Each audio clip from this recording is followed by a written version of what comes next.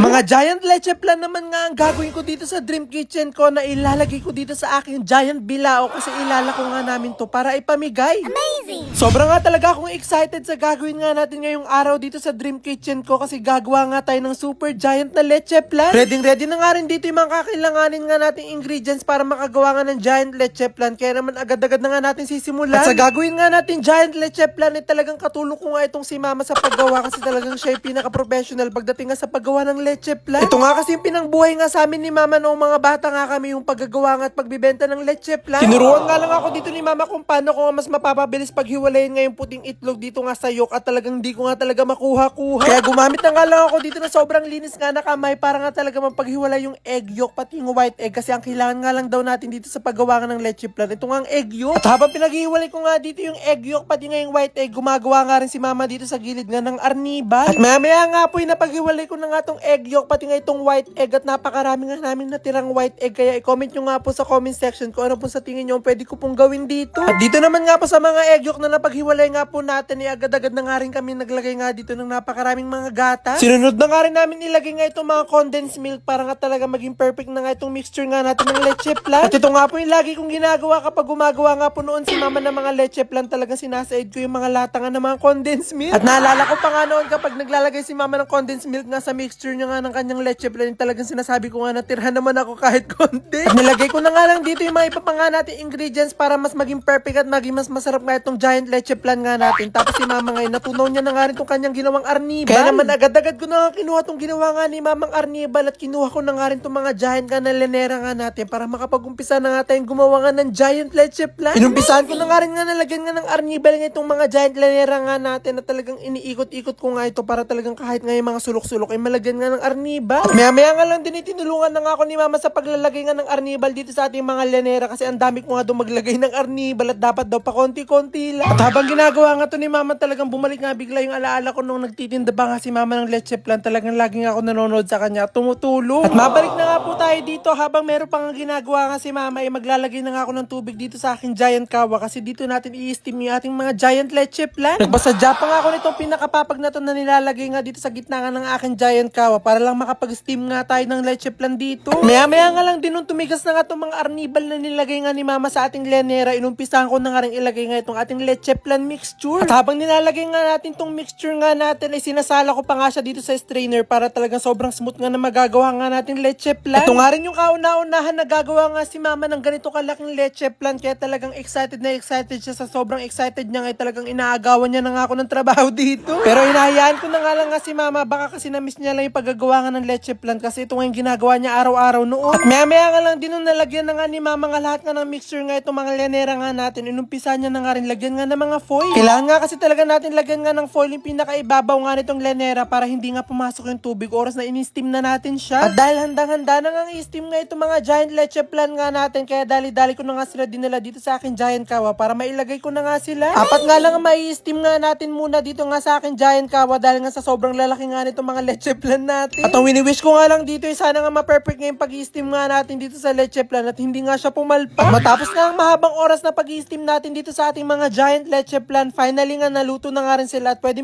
na nga itong itaon. At sa tingin ko ngayon mukha na perfect naman nga natin yung pag-i-steam dito sa ating leche plan at wala naman siya naging problema. At dahil nga giant nga yung mga leche plan nga natin, dapat giant nga rin yung paglalagyan nga natin kaya kinuha ko na nga itong giant bilao ko. At agad-agad na nga ako naglagay nga ng plastic nga dito para pag nilagay na natin yung mga leche plan natin dito, hindi nga siya mag-leak sa pinakailalim. At after ko nga malagay nga yung plastic, nilagay ko na nga rin itong mga dahon nga natin ng saging. At sa lahat nga ng proseso nga na paggawa nga natin ng giant leche plan, dito nga talaga ako sa part na to kinakabahan kasi itataob na nga natin dito yung leche plan sa pinakalagayan. Sobrang laki nga kasi nitong leche plan nga na to at kinakabahan ako kasi baka pag taob ko bigla nga magwasak-wasak. Buti na nga lang talaga meron ako napakalaking sandok nga nito na pang pizza kaya mas maayos ko nga na itaob nga itong mga giant leche plan natin. At talagang laking tuwa ko nga nung natanggal na nga natin sa lagayan nga itong ginawa nga naming leche plan kasi talagang ganito yung gustong-gusto kong kalabasan. At talagang isa-isa na nga namin nilalagay lahat dito na mga niluto nga naming mga giant leche plan kasi pupunuin nga natin itong aking giant bilao. At talagang sobrang laking tuwa ko nga nung nailagay na nga natin yung mga leche plan natin dito sa giant bilao ko kasi sobrang ganda nga nilang tignan. Para nga talaga mas lalo maging special nga itong ating giant leche plan, naglagay pa nga ako ng arnibal sa ibabaw. At dahil kanina pa nga akong takam na takam nga dito nga sa leche plan nga na ginawa nga namin kaya titikman ko nga muna siya at titignan ko nga kung masarap. Kinakabahan pa nga ako dito baka nga sobrang tamis pero nagulat ako nung ng pagkakain ko kasi talagang perfect na perfect yung lasa niya. Ito nga talaga yung gustong-gusto ko nga sa leche flan, yung hindi nga siya sobrang tamis pero sobrang creamy niya. Kaya hindi na nga kami nagpatumpik-tumpik pa, agad-agad na nga namin tong nilako pero hindi para ibenta kundi para ipamigay. Hindi na rin naman ako nahirapan nga sa paghahati nga nitong giant leche flan kasi hinihiwa ko nga lang siya na parang cake. Nagugulat ba nga yung iba nga naming nadadaanan dito nga sa dala namin kasi akala nila nagbibenta kami ng leche flan. At sigurado ako na magugustuhan nga nila itong ginawa nga naming giant leche flan kasi talagang sobra ko siyang nagustuhan. At sobrang dami nga talaga naming inikot para may pamigay nga lang itong mga ginawa nga namin giant leche flan hanggang maubos nga ito.